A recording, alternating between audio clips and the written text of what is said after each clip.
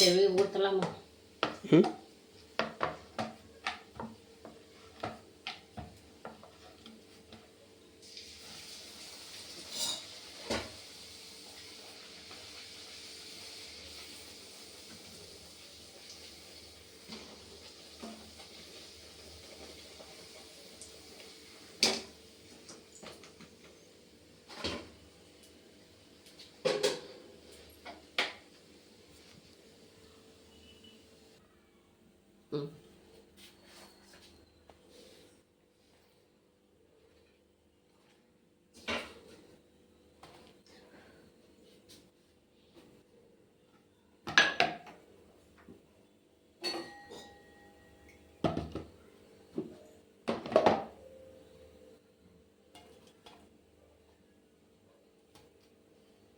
பாருங்க ஃப்ரெண்ட்ஸ், சூடாக பூரி இருக்குது, பணியாரம் இருக்குது, தாளித்து போட்ட பணியாரம். பாருங்க, வெங்காய மிளகாயெல்லாம் தாளித்து போட்ட பணியாரம்.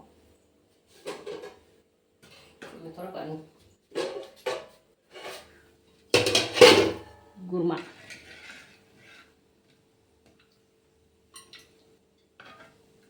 சின்ன வெங்காயம் தான் எப்போவுமே நான் யூஸ் பண்ணுவேன். பெரிய வெங்காயம் அதிகமாக நான் யூஸ் பண்ணவே மாட்டேன். சின்ன வெங்காயம் ரொம்ப ரேட்டுன்னா மட்டும்தான் கொஞ்சமாக யூஸ் பண்ணுவேன். இந்த டைம்லலாம் நான் சின்ன வெங்காயம் தான் நிறைய யூஸ் பண்ணுவேன். பாருங்க சரி பாருங்க ஃப்ரெண்ட்ஸ், அதாவது இன்றைக்கி குருமா, சூப்பரான குருமா.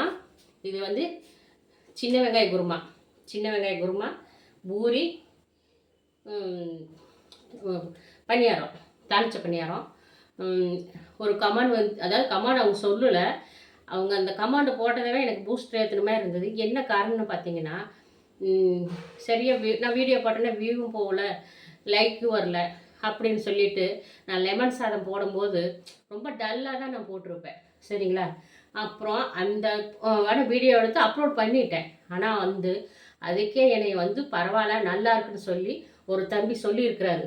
ஆனால் அந்த கமாண்டு பார்த்ததே எனக்கு ரொம்ப சந்தோஷமாகி போச்சு. ஏன்னு கேட்டிங்கன்னா, நம்ம வியூவும் போகல, லைக்கும் வரல, சரி இருந்தாலும் போடுவோன்னு அந்த சாதத்தை எடுத்து புரட்டும் போதே உங்களுக்கு தெரியும். ஏன்னா நான் டல்லாக தான் புரட்டி சாதத்தை சாப்பிட்டேன். ஆனால் அதுக்கே தம்பி நல்லா இருக்குன்னு சொல்லிட்டு எனக்கு கமெண்ட் போட்டிருக்கிறாரு.